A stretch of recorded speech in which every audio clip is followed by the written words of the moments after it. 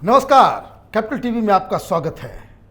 हिंदुस्तान के x vice president Hamid Ansari आरोपों के घेरे में हैं। उन पर आरोप है कि वो एक देशद्रोही हैं और ये आरोप इसलिए लग रहे हैं क्योंकि उनके रिश्ते आईएसआई एजेंट्स के साथ निकल रहे हैं और उन्होंने अपना बचाव करते हुए कई झूठों का भी सहारा लिया। बताया ये जा रहा है कि वो कभी मिले नहीं, कभी पाकिस्तानी एजेंट के साथ उनका कोई रास्ता नहीं हुआ, लेकिन तस्वीरें और बयान और हकीकत उनकी झूठ के पोल खोल रही है। एक और जानकारी आई है कि हामिद अंसारी का पीएफआई कनेक्शन भी है। वो इसलिए क्योंकि जिस कॉन्फ्रेंस में ये आईएसआई एजेंट आया था उसमें से एक मिल्ली गजट के एडिटर के बुलावे पे आया था। एक बुलावा हामिद अंसारी ने किया था जिसे ऑर्गेनाइजर्स ने मना कर दिया था। एक बार और वो यूपीए काल के दौरान जब आए, जब जामा मस्जिद के मौलाना ने उन्हें एक कॉन्फ्रेंस के लिए बुलाया था। बहुत सारी खिचड़ी पक रही है। सवाल एक है, आईएसआई से रिश्ता, पीएफआई से रिश्ता, ये बेकार की बातें हैं। मूल सवाल है कि क्या हिंदुस्तान ने एक ऐसे व्यक्ति को उपराष्ट्रपति बनाया, या यूं कहें कि सोनिया गांधी ने एक ऐसे शख्स को उपराष्ट्रपति बनाया जो एक देशद्रोही है। इसी सवाल का जवाब जानने और समझने के लिए हमारे साथ मेजर जनरल एसपी सिन्हा है। आपका बहुत बहुत स्वागत है। क्या कहेंगे, क्या हामिद अंसारी एक देशद्रोही हैं? हामिद अंसारी की ये देशद्रोह की जो कहानी है वो ठंडे बस्ते में पड़ गई थी। अग्नि तो तब प्रज्वलित हुई, विवाद तो तब शुरू हुआ जब नुसरत मिर्ज़ा ने एक मीडिया इंटरव्यू में इस बात को कहा कि वो हिंदुस्तान आया है 2005 से लेकर 2011 में कई बार आया है और कई बार आके उसको अपनी मर्जी से जहाँ जाना होता था उसको सुविधा मिलती थी। नॉर्मली पाकिस्तान से जो लोग आते हैं उनको 3 जगह की परमिशन दी जाती है, अनुमति दी जाती है, दिल्ली, अजमेर शरीफ और कोई शहर, बस। ये एक ऐसा व्यक्ति है, 15 स्टेट, 7 जगह इसको अनुमति मिली और ये जासूसी करता है और खुद एडमिट कर रहा है कि मैं जितना सूचना मैंने इकट्ठा किया उस समय के पाकिस्तान के आर्मी चीफ जनरल कयानी को जाके दिया और बहुत प्रसन्न हुए।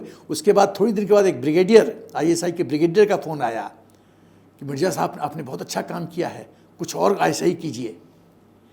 तो मुझे तो ताज्जुब लगता, विवाद वहाँ से शुरू हुआ है। और मैं आपको एक बात बताऊं, जिन जिन जगहों पे ये शख्स गया कुछ दिनों बाद वहाँ धमाके हुए। और एक सवाल ये भी जानना ज़रूरी है कि किसी पाकिस्तानी को अगर कहीं जाने की अनुमति दी जाती तो क्लियरेंस 2 जगह से होती है, एक फॉरेन मिनिस्ट्री और दूसरा होम मिनिस्ट्री। तो क्या आपको लगता है कि हामिद अंसारी ही नहीं बल्कि उस वक्त की यूपीए सरकार, सोनिया गांधी की सरकार, वो भी इस पूरे आरोप के घेरे में है? एकदम। सोनिया गांधी, कांग्रेस, हामिद अंसारी, ये सब उसी गैंग के मेंबर हैं। ये राजद्रोही हैं सब। मैं कांग्रेस पे भी उंगली उठाऊंगा। 7-8 पॉइंट है मेरे कि कांग्रेस कैसे एंटी नेशनल पार्टी है। तो मैं आता हूँ कि जब हामिद अंसारी से पूछा गया तो ये बैकफुट पे आया और कहता है कि सरकार को पता था, जब एमईए ने डिसाइड किया कि इसको बुलाना है कि नहीं बुलाना है।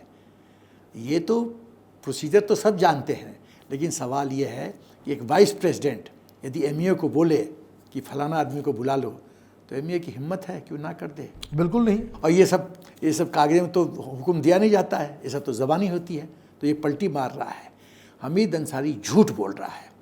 एक चोर कभी नहीं कहता कि मैं चोर हूँ जब तक उसका कस्टडी नहीं लिया जाता है और जब तक पुलिस उसका स्वागत नहीं करती है।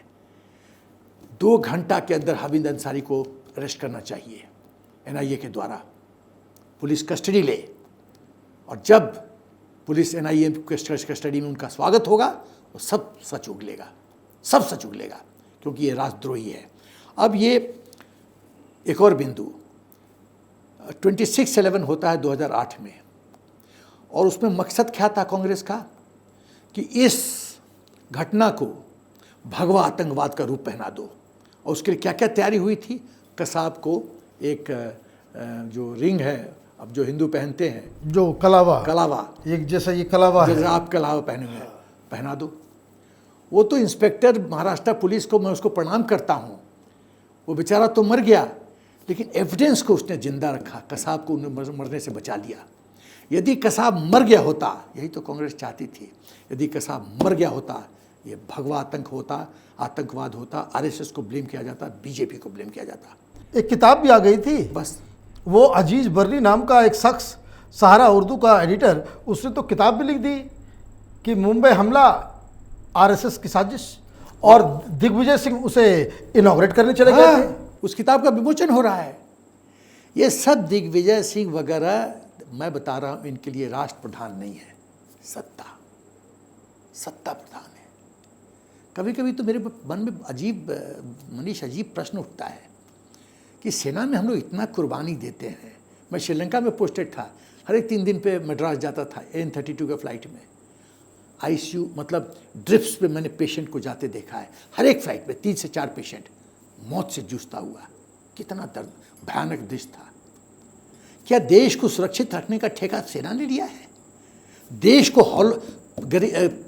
बर्बाद करने का धंधा इन्होंने किया है इन लोगों ने। हम सुरक्षित करते हैं, और ये जब रक्षक ही भक्षक हो जाए, उस देश का क्या होगा? जो लोग इतने शक्तिशाली जगह पे बैठे हैं, वही भक्षक हैं, वही दुश्मन देश के ISI एजेंट को बुलाते हैं, और वही इंफॉर्मेशन प्रोवाइड करते हैं, और वो जेल कियानी को जाके इंफॉर्मेशन देता है, और ISI के पास इंफॉर्मेशन पहुंचती है। तो 2009 ये 2008 की घटना के बाद ये तो 2010 में एक सेमिनार होता है, किस सब्जेक्ट? अंतर्राष्ट्रीय आतंकवाद। और मकसद क्या है? हिंदुस्तान उसको बुलाता है नुसरत मिर्ज़ा को कि आप हमको एडवाइस कीजिए कि आतंकवाद से कैसे लड़ना है। और इंटरव्यू में बोल रहा है कि मैं तो एक्सपर्ट ही नहीं हूँ टेररिज्म का। नहीं, मैं समझना चाहता हूँ, मतलब सेना को काबिलियत नहीं है, IB को काबिलियत नहीं है, रॉ को काबिलियत नहीं है, पुलिस फोर्सेस को काबिलियत। भाई कोई प्रोफेसर हो, कोई एकेडमिशियन हो तो समझ में आए। आपने एक पत्रकार को बुला लिया, वो खुद कह रहा है कि मुझे टेररिज्म के बारे में क्या मालूम, और आपने उसको बुला लिया गेस्ट स्पीकर के रूप में।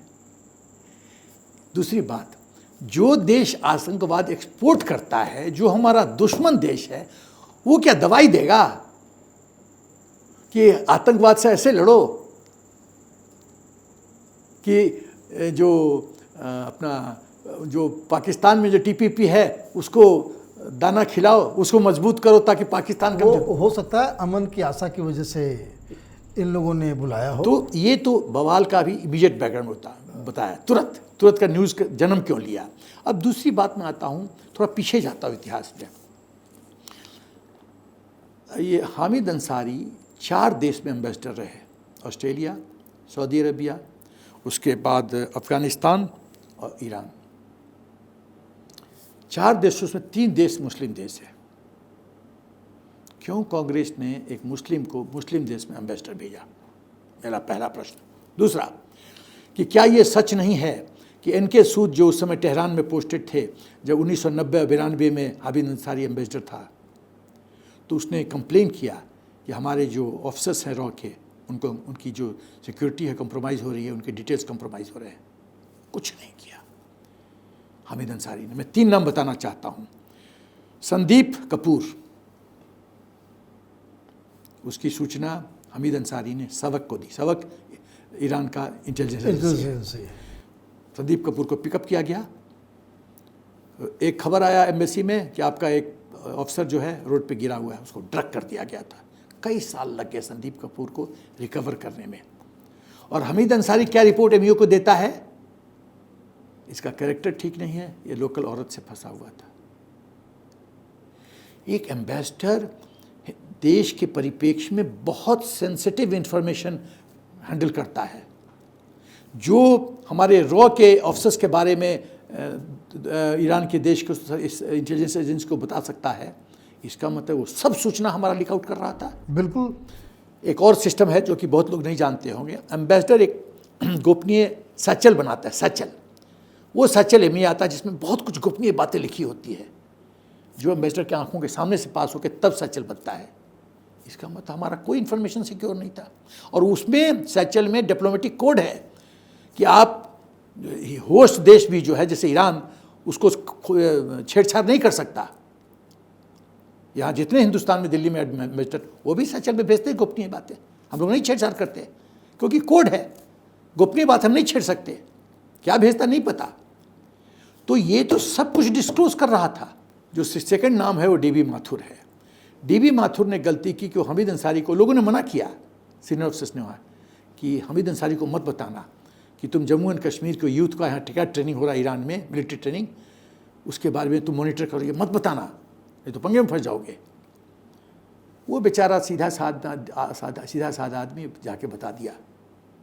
सहवक उसको उठा ली, पिकअप कर ली। और जब वहाँ के सीनियर अफसर्स ने प्रोटेस्ट किया तो बोलता है नहीं ठीक है, ठीक है। जो एम्बेसडर, जो तो आपका क्या कहना है कि उनके कहने पे ही डीबी माथुर को उठाया गया?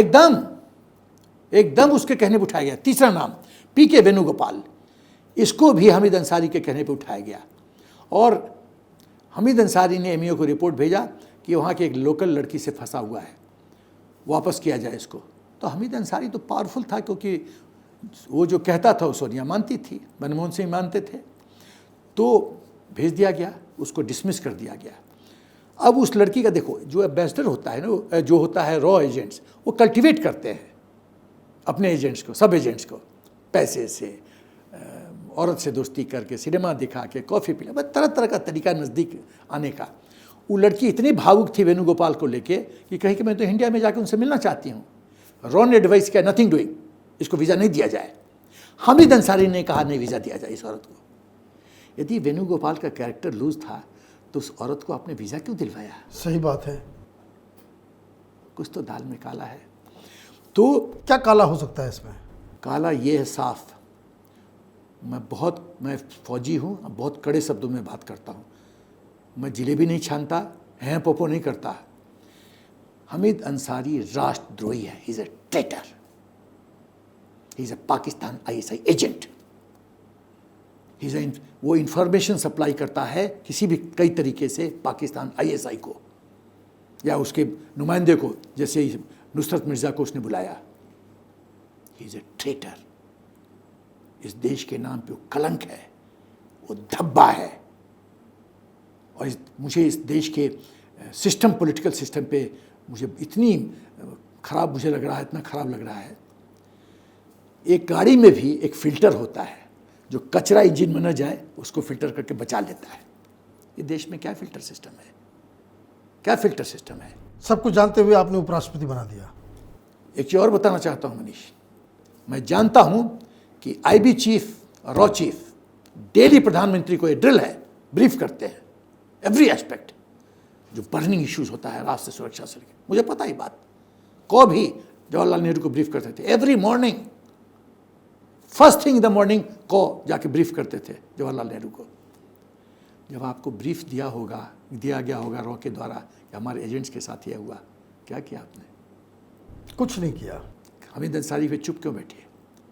और बताता हूँ, सर्कमस्टांशियल एविडेंस, यही हमीद अंसारी 92 के बाद निकलता है और उसको यूनाइटेड नेशंस में परमानेंट रिप्रेजेंटेटिव का गद्दी दिया जाता है।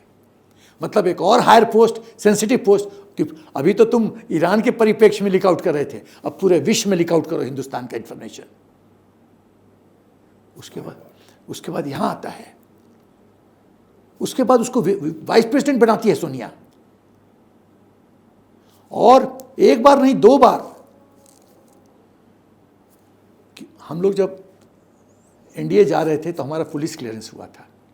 सबका होता है, सरकारी नौकरी पे किसी चीज़ के लिए पुलिस क्लियरेंस होता है, और जो सेंसिटिव पोस्ट होते हैं उसमें IB से क्लियरेंस चाहिए होता है। वही बोलने जा रहा था। IB क्लियरेंस होता है ना, हमीद अंसारी का IB क्लियरेंस कैसे हुआ? हुआ ही नहीं। यदि हुआ भी होगा तो कागज पे all is well, NTR nothing to report, NTR nothing to report. ये सारी कहानियां, सारी चीजें, सारे कंप्लेंट सब गॉन। अब खेल और शुरू होता है। सोनिया गांधी जानती थी कि मेरा मुस्लिम का तुष्टीकरण के राजनीति में ये बहुत मेरा इंपॉर्टेंट, ये सेंटर फॉरवर्ड है, पेले है, ये मैराडोना है, ये गोल मारेगा, इसको प्रेसिडेंट बनाओ। सही बात है। ये पॉइंट तो कहीं आ ही नहीं रहा था। सोनिया गांधी प्रेसिडेंट बनाना चाह रही थी। वो तो ममता बनर्जी जिंदगी में एक अच्छा काम किए है, बाकी तो छोड़ दो, एक अच्छा काम वो किया, उसकी मैं तारीफ करता हूँ इसके लिए। वो सोनिया से मिलने गई और किसकी बनाना चाहती हो? बोला हामिद अंसारी। नॉर्मली प्रोटोकॉल है ऐसा ऐसा सेंसिटिव बात, जब आप 10 जनपद से निकलते हो तो मुंह नहीं खोलते। सही बात है। तो ममता बनर्जी तो अब्रप्ट है, वो बाहर आके प्रेस कॉन्फ्रेंस कर दी कि सोनिया तो हामिद अंसारी को बनाना चाहती है। फिर माननीय मुलायम यादव जी के पास मिलने गई। मुलायम सिंह यादव ने कहा, हम यदि अब्दुल कलाम को यूपीए सरकार रिकमेंड करती है तो वोट करेंगे, और हम और दूसरे के लिए वोट नहीं करेंगे। नहीं तो हम प्रणब मुखर्जी के लिए वोट करेंगे। उस समय प्रणब मुखर्जी पर्दे के पीछे थे। हाँ। बट हिंट बहुत साफ था कि यदि हामिद अंसारी हैं तो सॉरी, हम नहीं वोट करेंगे। पर फोर्स सोनिया को प्रणब मुखर्जी को बनाना पड़ा। अब आप खेल देखो, ये एक व्यक्ति जो तेहरान में हमारे एजेंट्स को फंसा देता है, एक व्यक्ति जो नुसरत मिर्ज़ा को बुलाता है, एक व्यक्ति जो पूरा हिंदुस्तान की जगह जगह पे उसको विजिट करवाता है, एक व्यक्ति जो फैसिलिटेट करता है कि पूरा इंटेलिजेंस गैदर करो, और एक बार नहीं 2005 से 2011 तक विजिट करवाता है, एक व्यक्ति जो उसको बुलाता है अंतर्राष्ट्रीय टेररिज्म को कैसे काउंटर किया जाए उस पे लिए। मतलब मेडिसिन की बात हो रही है, रिक्शा वाला को बुलाया जा रहा है कि तुम एडवाइस दो कि इसको कैसे पेशेंट को ट्रीट करना है, और देश देख रहा है। ब्यूटी है कि देश पूरा तमाशा देख रहा है, हेल्पलेस है। देखिए, देश तो बाल बाल बच गया। आप जो बता रहे हैं कि राष्ट्रपति वो बन गए होते तो बहुत बड़ी मुश्किल हो जाती है। भाई एज ए राष्ट्रपति वो तीनों सर्विसेज उसको रिपोर्ट करते हैं। भारत का राष्ट्रपति को तीनों सर्विसेज चीफ रिपोर्ट करते हैं, मतलब देश कमांडर इन चीफ है वो। और यदि कमांडर इन चीफ हैं, वही कॉम्प्रोमाइज होगा तो वही कॉम्प्रोमाइज तो देश का क्या होगा? My God. अब ये बताइए कि ये हामिद अंसारी का ये जो सारी चीज़ें जो हो रही है, इसका हिंदुस्तान के नेशनल सिक्योरिटी का क्या इम्प्लीकेशन है हुआ इसमें? बहुत ज़्यादा। पहला कि हमारी राष्ट्रीय गोपनीयता जो है उसकी कोई वैल्यू नहीं है। सब इंफॉर्मेशन पाकिस्तान को जाता रहता है। दूसरा, वो पाकिस्तान के बिहाफ पे यहाँ डिवाइसिव पॉलिटिक्स खेलते हैं। और मेरे को लगता है जब मैं ऐसे से हामिद अंसारी का व्यवहार देखता हूँ, इनके लिए धर्म प्रधान है, राष्ट्र प्रधान नहीं है। ये आंख मूंदते नहीं हैं और राष्ट्रद्रोह कर देते हैं। यदि आप मुसलमान हो और अब्दुल कलाम हो तो मैं आपको प्रणाम करता हूँ, आपको सलाम करता हूँ, आपको ईद मुबारक बोलूँगा। लेकिन आप यदि आज़म खान हो, यदि हामिद अंसारी हो, तो देश को चिंतन करना पड़ेगा कि जो हामिद अंसारी ने हिंदुस्तान के सब फिल्टर सिस्टम को एकदम तहस नहस कर दिया, तो क्या देश में क्या होना चाहिए कि हम ऐसे ऐसे जयचंदों से बचें। रॉ के अधिकारी तो बताते हैं कि पूरे वेस्ट एशिया में जो रॉ का पूरा नेटवर्क था, इस व्यक्ति की वजह से वो एक्सपोज हो गया। एकदम जब यूनाइटेड नेशंस में गया तो एक्सपोज किया होगा। और मैं बताना चाहता हूँ कि जब मुस्लिम की बात होती है, फिर कहा ना मैंने कि धर्म प्रधान है, राष्ट्र प्रधान नहीं है। ये अजीबोगरीब रिश्ता है। एक मुस्लिम यदि खड़ा होता है, पूरा 57 कंट्रीज़ उसके पीछे खड़े हो जाते हैं और गुटरगू शुरू हो जाती है, एक्सचेंज ऑफ इंफॉर्मेशन शुरू हो जाता है। क्या इस वजह से ही तो कोई एक्शन नहीं हो रहा? तब क्या आप अगर एक एक्स उपराष्ट्रपति को आप अरेस्ट करते हैं या उससे पूछताछ करते हैं, पूरी दुनिया में ये बवाल मचना चालू हो जाएगा फिर तो। और सबसे बड़ा प्रश्न उठाना चाहता हूँ उस समय के प्रधानमंत्री मनमोहन सिंह पे। आपके कानों में बात आई होगी, आपने क्या एक्शन लिया? कोई एक्शन नहीं। वो एक्शन ले भी नहीं सकते थे। सोनिया गांधी से इंस्ट्रक्शन मिलेगा तब तो एक्शन लेंगे। तो गद्दी छोड़ो। भारत माता प्रधान है कि आपकी गद्दी प्रधान है? इनकैपेबल हो तो गद्दी छोड़ो। कुछ तो कॉन्शियस आत्मा की आवाज़ सुनो। तो क्या लगता है कि इसके ऊपर कोई जांच वांच होनी चाहिए या नहीं होनी चाहिए? इमीडिएटली 2 घंटे के अंदर मेरा सरकार से निवेदन है, हामिद अंसारी को अरेस्ट किया जाए, NIA अरेस्ट करे, कस्टडी मिले, इंटरगेट करे, स्वागत करे उसका कस्टडी में। स्वागत पे सब उगलेगा, सब उगलेगा। और इससे जब पूछा गया कि क्या कहना आपको इसके बारे में, तो बोला सब कुछ तो सरकार के देखरेख में हो रहा था, मैं तो वाइस प्रेसिडेंट था, मेरे को क्या मतलब सारा ठीक रहा, इसने कांग्रेस सरकार पर डाल दिया। उसमें भी गेम है कि यदि मैं डूबूंगा सनम तो तुम्हें लेकर डूबूंगा, इसलिए तुम अब आवाज़ उठाना शुरू करो। ये तो पॉलिटिकल वेंडेटा है, शुरू हो जाओ गेम खेलना, जो इन लोग का कैची फ्रेट्स है, सेकुलरिज्म खतरे में है, पॉलिटिकल वेंडेटा है, विक्टिम कार्ड खेलना शुरू, ये सब गेम खेलो। ये एक चतुर है, मतलब चोरी भी अच्छी ना चोरी भी। तो ये जो मैं देख रहा हूँ, अब मैं आता हूँ कांग्रेस के एंटी नेशनल एक्टिविटी पे। मैं इस बुलेट फॉर्म में बोलूँगा, क्योंकि बहुत ज़्यादा डिटेल करूँगा तो 2 घंटा लग जाएगा। पहला चीज़, मणिशंकर अय्यर पाकिस्तान जाता है, कहता है मोदी को हटाओ, मेरे को मदद करो। आप लोग के मदद के बिना नहीं हटा नहीं पाएंगे। हट पाएंगे। कांग्रेस का आदमी, कांग्रेस का आदमी, तुम्हारी बैटल हिंदुस्तान के अंदर चल रही है, और तुम वहां जाके बोलो मोदी को हटाओ। पाकिस्तान कौन होता है मोदी को हटाने वाला? और पाकिस्तान कैसे हटा भी कैसे देगा? हटाएगा?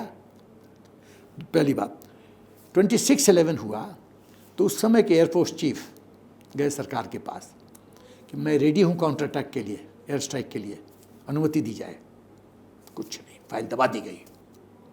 और जब ओबामा ने, एक्स प्रेसिडेंट ऑफ अमेरिका ने पूछा मनमोहन सिंह से एक मीटिंग में कि हम भी जानते हैं और आप भी जानते हो कि पाकिस्तान इन्वॉल्व था, क्यों नहीं अगेंस्ट पाकिस्तान का अगेंस्ट एक्शन लिया, क्यों नहीं लिया? मनमोहन सिंह कहता है इससे हमारे हिंदुस्तान के रहने वाले मुसलमानों को गलत सिग्नल जाएगा। वोट बैंक की इतनी तुष्टीकरण, इतने जूते चाटोगे, चप्पल चाटोगे, क्योंकि सत्ता में रहना है। भारत माता कुछ नहीं है, उसकी सुरक्षा कुछ नहीं है। 167 लोगों की मौत हुई और तुम रेडी, और सेना तैयार है काउंटर अटैक के लिए। मोदी जी ने बालाकोट किया ना। तो लगता है इसीलिए इनको राष्ट्रपति बनाना चाह रही थी सोनिया गांधी। राष्ट्रपति बना देती, पाकिस्तान खुश। तीसरी बात, 2008 में Congress party as a party MOU sign करती है चीन के साथ। एक दुश्मन देश के साथ MOU साइन होता है। आज तक उसका टेक्स्ट पब्लिक डोमेन में है? नहीं है। सरकार के पास है? नहीं है। क्यों नहीं मांगा जा रहा है कि जो पूरा MOU है हमको दिया जाए पेरूसल के लिए? क्यों नहीं? राजीव, जब डोकलाम हुआ था तो राहुल गांधी एम्बेसडर के साथ डिनर कर रहे थे। अभी नेपाल में चाइनीज एम्बेसडर के बगल में पता नहीं वो क्या पी रहे थे, भगवान जाने, पिक्चर बहुत ठीक से दिखा नहीं पड़ा। और टी-शर्ट पहने हुए थे, बड़ा अच्छा सा टी-शर्ट था, हैंडसम लग रहे थे, लेकिन ऐश कर रहे थे। ये देश का एक आदमी जो प्रधानमंत्री बनना चाहता है, वो दुश्मन देश के साथ ऐसे फ्लर्ट कर रहा है। ये हमारा देश, मुझे तो विश्वास नहीं होता कि मैं क्या ये सही देख रहा हूँ। मिशेल सेक्टर में, मैं इसके पहले आता हूँ, हिंदुस्तान आर्मी के हाथ बंधे हुए थे कि पाकिस्तान का गोली का जवाब तब तक नहीं दोगे जब तो दिल्ली से खबर नहीं जाती। मिशेल सेक्टर में कर्नल पठानिया ने गोली का जवाब गोली से दिया। एंटनी ने उसको अरेस्ट करवा दिया, वो जेल में था बेचारा कई साल। क्या बात कर रहे हैं? यस, मैं बोल रहा हूँ, कर्नल पठानिया कई साल जेल में रहे हैं। ये मोदी सरकार की बड़प्पन है, उस बेचारे को निकाल दिया कर्नल को। My God. कर्नल पुरोहित को किसने फंसाया? सादी प्रज्ञा पे किस तरह से अटैक हुआ? कौन देगा जवाब? राष्ट्रभक्ति के लिए यह सजा। कुल्ड कर्नल पुरोहित एक सुपर नेशनलिस्ट, सुपर वॉरियर, उनके इनके सब सिक्योरिटी ग्रिड में घुस चुका था, वो सब वाइटल इंफॉर्मेशन उसके पास था। ये सारे लोगों के साथ डिवाइन जस्टिस हो रहा है बस। तो ये बताइए कि ये सारी चीजें तो अब समझ में आ गई, इसका सोल्यूशन क्या है? सोल्यूशन बहुत कड़वा है। ये कैंसर जो है ना, इसको वो क्या बोलते हैं, उसको जो बालू उड़वा देता है उसको कीमोथेरेपी, वो करने की जरूरत है। बहुत भयंकर ये स्थिति देश की ICU की है।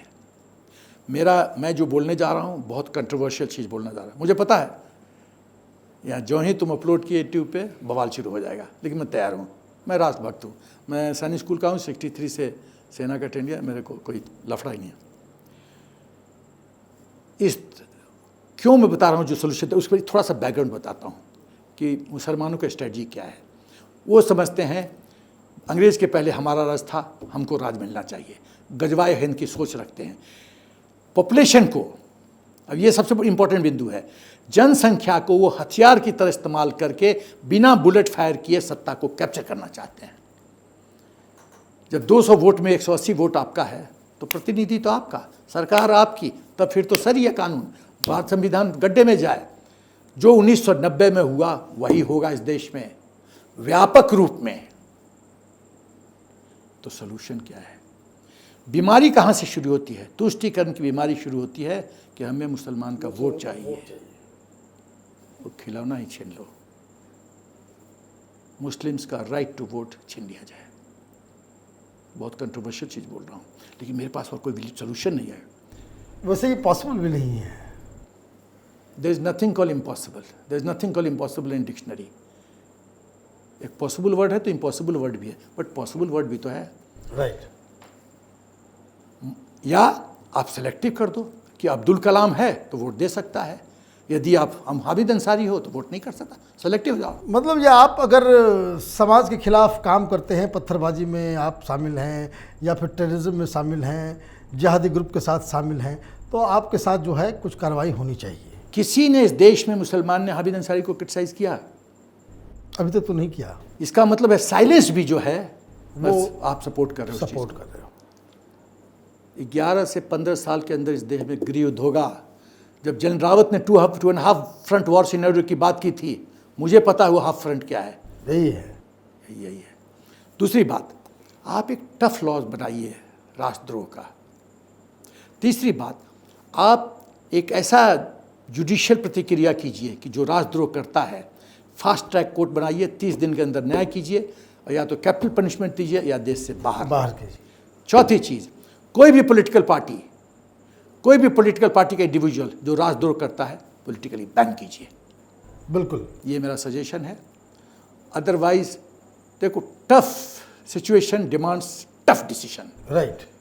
नहीं टफ डिसीजन लोगे तो मुझे क्या, तो मैं 71-72 साल का हो गया हूँ, हो सकता है गृह देखूँ, हो सकता ना देखूँ, लेकिन क्योंकि 63 से मिलिट्री ट्रेनिंग है, 48 साल सैनिक स्कूल, NDA, IMA, 38 साल सेना में अफसर की तरह नौकरी, तो खून में तो राष्ट्रीयता भाई। मैं चाहता हूँ कंट्रोल करना कि नहीं कुछ बोलूँ, लेकिन रुक नहीं पाता, कंट्रोल नहीं होता। भारत माता के प्रेम में रुक नहीं पाता। ये बोलो बीमारी है जो भी है, लेकिन मैं जो सोल्यूशन बता रहा हूँ, जिस चीज़ को हथियार की तरह इस्तेमाल कर रहे हैं Muslim to capture power without firing a bullet, वो खिलौना छीनना पड़ेगा। आपका बहुत बहुत धन्यवाद कैपिटल टीवी में बात करने के लिए। तो ये थे हमारे साथ मेजर जनरल SP सिन्हा। उन्होंने बताया किस तरीके से हामिद अंसारी ने हिंदुस्तान को एक ऐसे दलदल में लाकर के खड़ा कर दिया जहां आपकी जो सुरक्षा एजेंसियां वो खतरे में आ गई, और जिस हिसाब से कांग्रेस पार्टी ने हामिद अंसारी को राष्ट्रपति बनाने की इनमें सनक चढ़ी थी, हिंदुस्तान बच गया। आप देखते रहिए कैपिटल टीवी। हमारे वीडियोस को लाइक कीजिए, शेयर कीजिए और हमारे चैनल को सब्सक्राइब कीजिए। धन्यवाद।